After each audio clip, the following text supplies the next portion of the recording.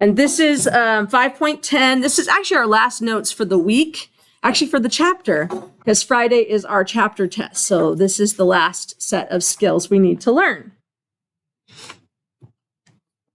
I'll give you a second to write those objectives down. And so the first thing we're going to do is check a solution. So we're going to find out, is 2 plus I a solution of the equation x squared minus 4x plus 5 equals 0. So when you check solutions, you substitute them in and you decide if the left equals the right. So I'm going to replace all the x's with 2 plus I. So it's going to be 2 plus I squared for the x squared minus 4 times 2 plus I plus 5. And we want to know, does that equal 0? So we're not solving it, we're just checking. All right, so for the 2 plus I squared, that would be 2 plus I times 2 plus I. So let's multiply that out. 2 times 2 is 4. 2 times I is 2I. Move over 1. I times 2 is 2I. I times I is I squared. All right, now let's distribute the negative 4. Negative 4 times 2 is negative 8. Negative 4 times I is negative 4I plus a 5. And we want to know, is that going to equal 0?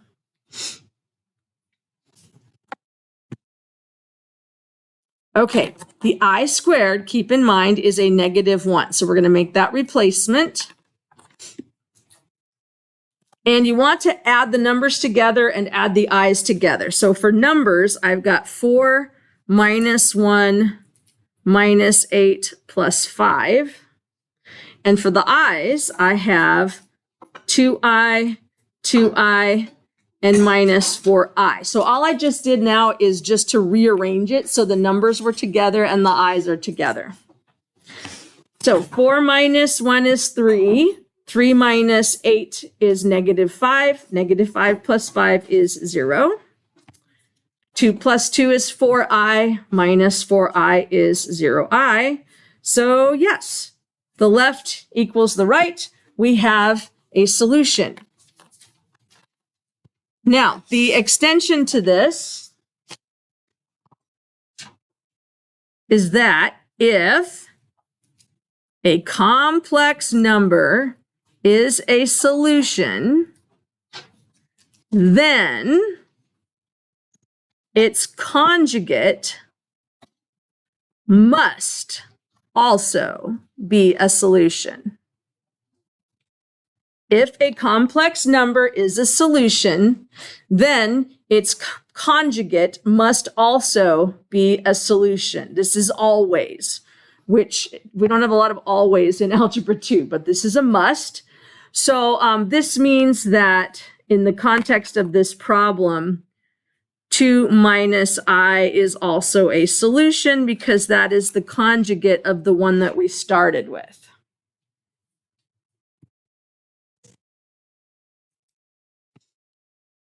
All right, Roman numeral 2.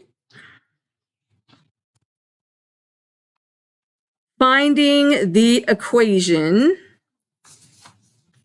from solutions. Finding the equation from solutions.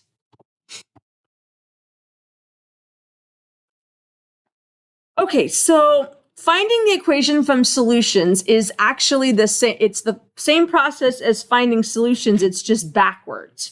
So let's write an example of when we find solutions. We'll make it really easy. So x squared minus 4x plus 4 equals 0. If we were to solve this, we would factor it into x minus 2 times x minus 2 equals to 0. And then we would take each of the factors and put them equal to 0. So x minus 2 equals 0, x minus 2 equals 0, and then we would solve. Plus 2, I get x equals 2, plus 2, I get x equals 2 again. Now that's a very easy solving process that you all know how to do. This is something that's old stuff.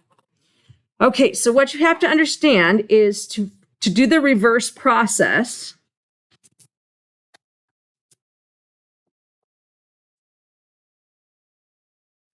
So number one, you're going to write your solutions with x. And that would be that step. X equals 2, x equals 2.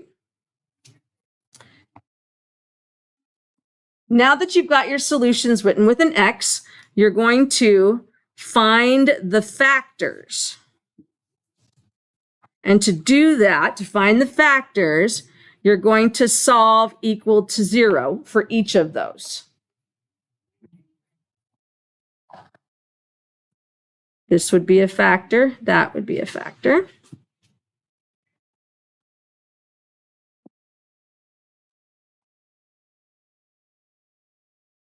Okay, step 3, multiply the factors equal to 0. So you're going to have a factor times another factor equals 0, which is what we have there.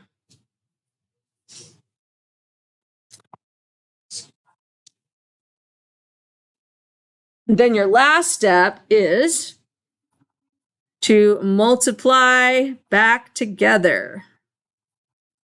And that is where you get your equation. Now, one of the things you have to ask yourself is, do I need to multiply by a scalar? Because if the equation they're looking for has a 2 in it, you got to multiply everything by 2. I think on this first day, though, it's pretty basic. All right, that's the reverse process. And this goes for actually writing any equation from any solutions. Same exact process.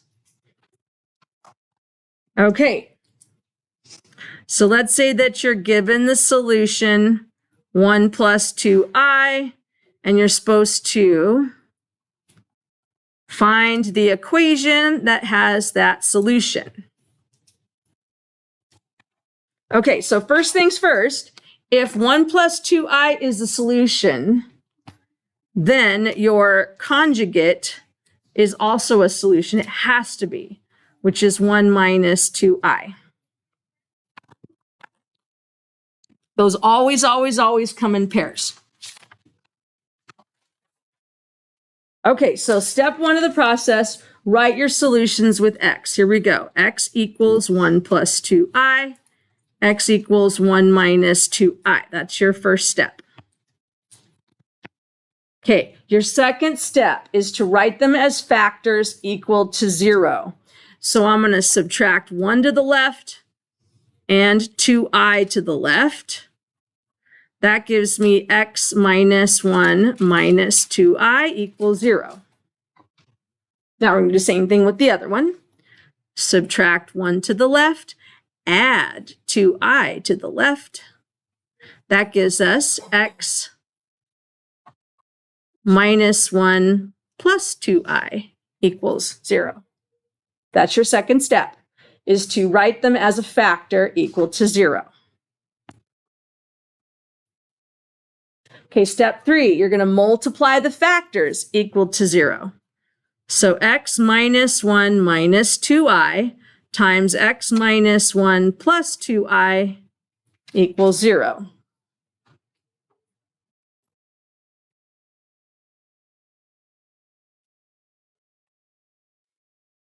And then your fourth step, which is the longest step, is you got to multiply these back together. So here we go. X times x is x squared. X times negative 1 is negative x.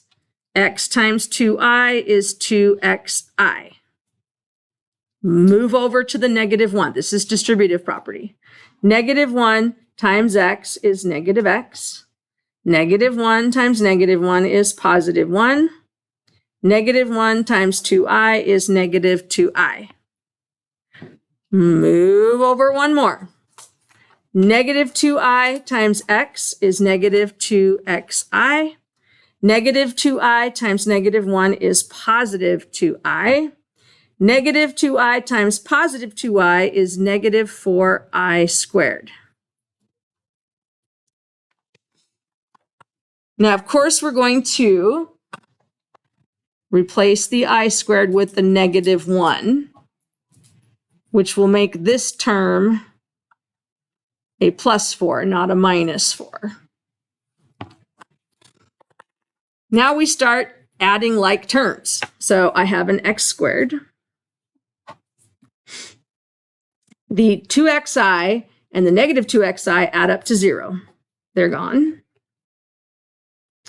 I have a minus x, which would be minus 2x. I have a negative 2i and a positive 2i, which add up to 0. And I have a 1 plus a 4, which is 5. Notice all the imaginary units canceled out. That would be the equation with those two solutions.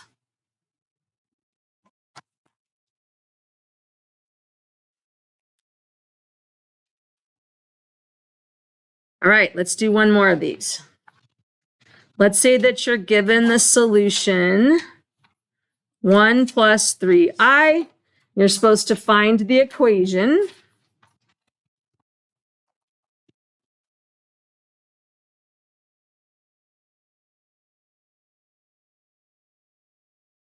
Now, since 1 plus 3i is a solution, automatically its conjugate is also the solution, 1 minus 3i. All right, I want you to try to do steps 1 and 2. So write x equals the solution and then solve it so that each of the solutions is equal to 0. So do steps 1 and 2.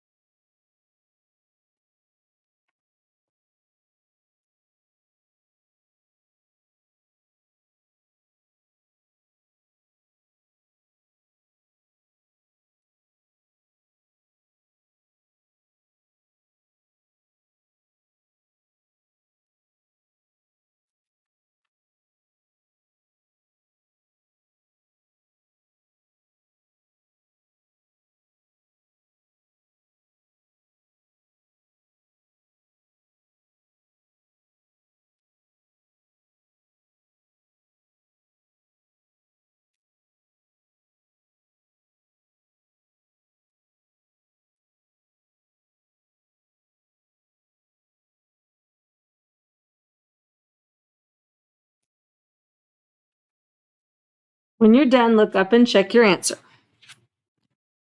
Should have 2 of those.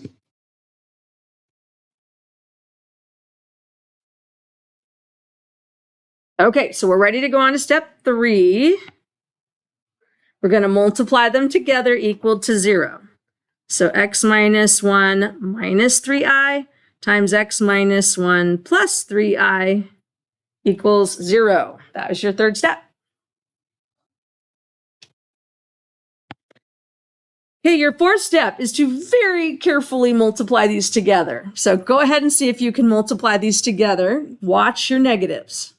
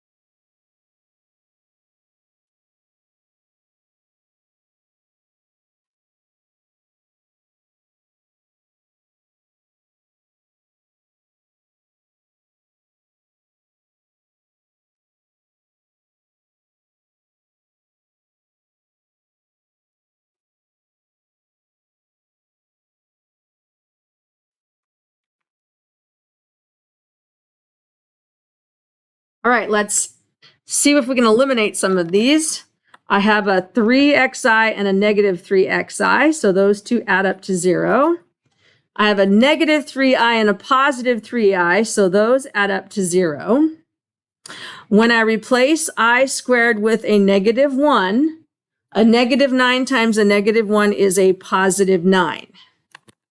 So what do I have left? I have an x squared, and I have a negative x and a negative x, so negative 2x. And then I have a 1 plus 9, which is 10, equals 0. Now, let's say that they asked you to have a 3 as a leading coefficient.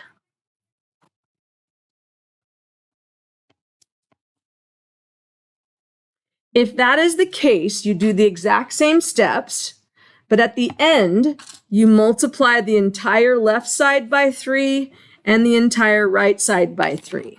And then that would give you 3x squared minus 6x plus 30 equals 0. And that would be your answer. So if they want a specific leading coefficient, you just multiply both sides by whatever they want the leading coefficient to be. Any questions about how to find an equation from solutions?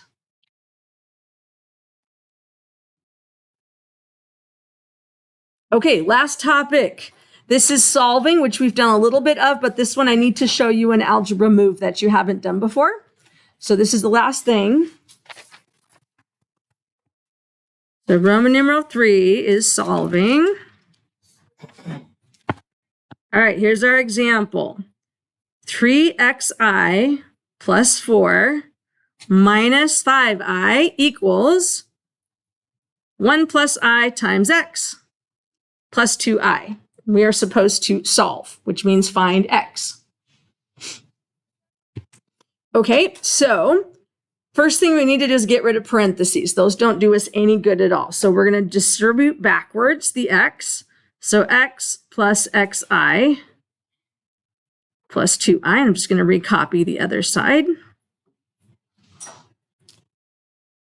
Okay, here's where this is a little bit different because we have x's that I can't add together. So what you're going to do is take any term that has an x in it, add or subtract it left. Any term that does not have an x in it, add or subtract right. So when I subtract xi, yeah, I can subtract that from the 3xi. That one's good, but the minus x has to go on its own because I can't subtract that. And then I'm going to subtract 4 over to the right. I'm going to add 5i over to the right, which I can add to the 2i. So I have a negative x. 3xi minus 1xi is 2xi equals 5 plus 2 is 7i minus 4. So we have x's, but they're in two different places. So this is where you need to, this is the money move. This is the one we're learning.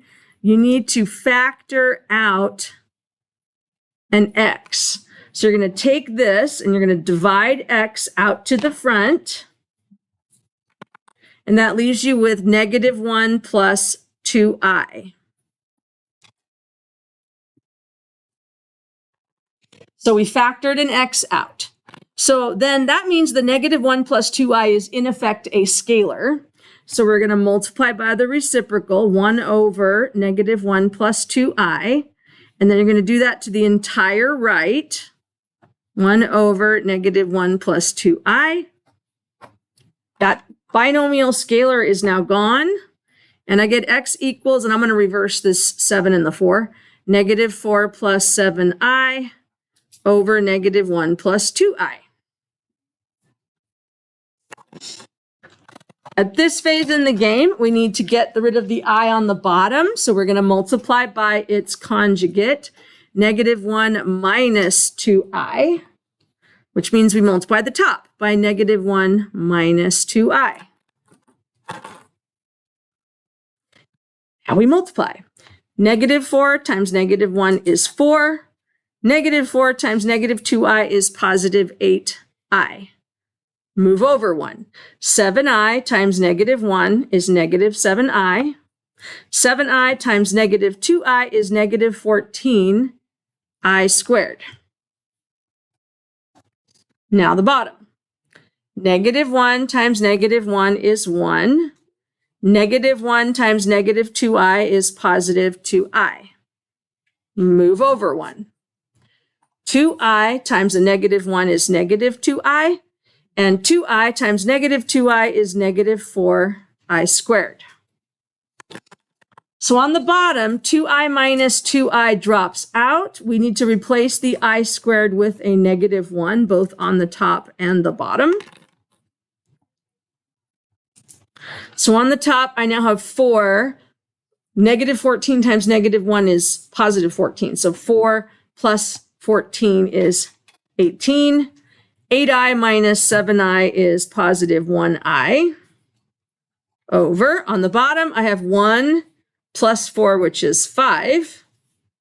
So my last move is to split. I have 18/5 plus 1/5 I on the side.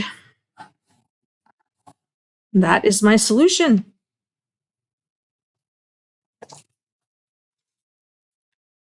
So the main move here that we haven't seen before is when you have x's in two different terms that you can't put together, you're going to factor the x out to the front and then remove everything else just like you would a scalar. Hey, any questions?